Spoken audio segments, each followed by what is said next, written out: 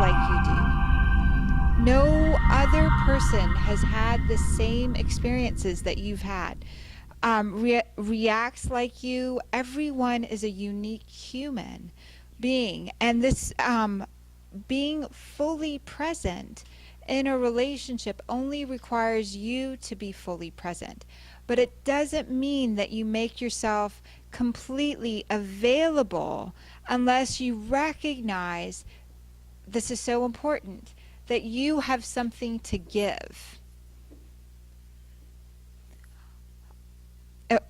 If you come into a space and into a relationship and into a place that you're not ready to give to, then it's not completely safe for you to be in that space.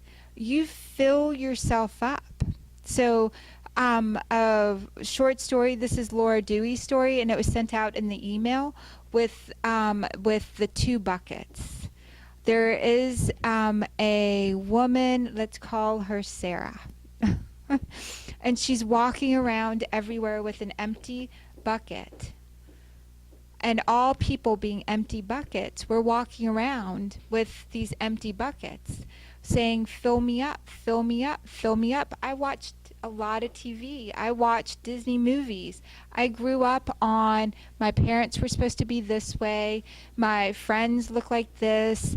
And so I was running around trying to give everyone a little bit of my love so they would give me love. A little bit of love here, they'll give me some love, they'll give me some love. I got into a relationship, and oh gosh, it was such a beautiful relationship. I gave a lot of love, he gave a lot of love. When he went away, I felt so empty. My bucket was empty. Ouch.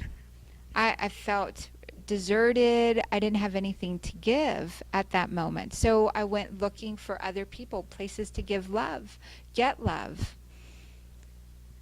At some point, I realized, and I realized that no one else is going to love me until I can fill up my own bucket and love me. When I met Greg, this was such a hard thing. I wanted him to say certain things to me. I wanted him to be certain ways. Same thing with my parents. I wanted them to say certain things, be certain ways.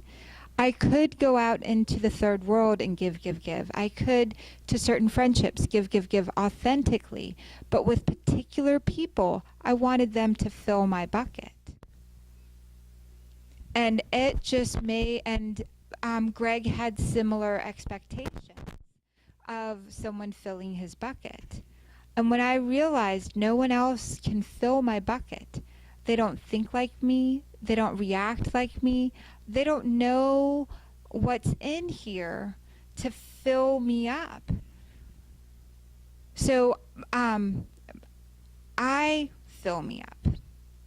I say to myself the things that I need to hear. I listen to the music that brings me joy. I eat the foods that I really I create the love. I love to cook, so you guys being here is such a gift for me because I get to feel, that's one of the ways I fill myself up. I love to share my clothes. Anyone who comes over, I love to give them things. It brings me such joy. I fill myself up.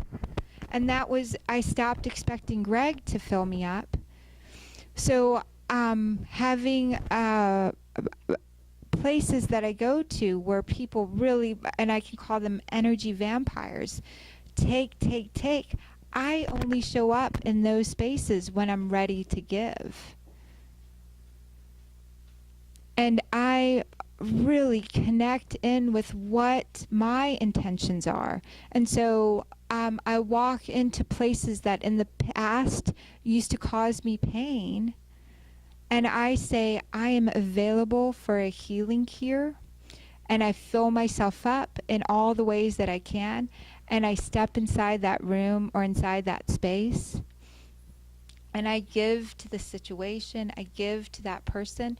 And when I start to feel any ounce that is not resonant with that giving space, I excuse myself and I go find a way to fill myself up again.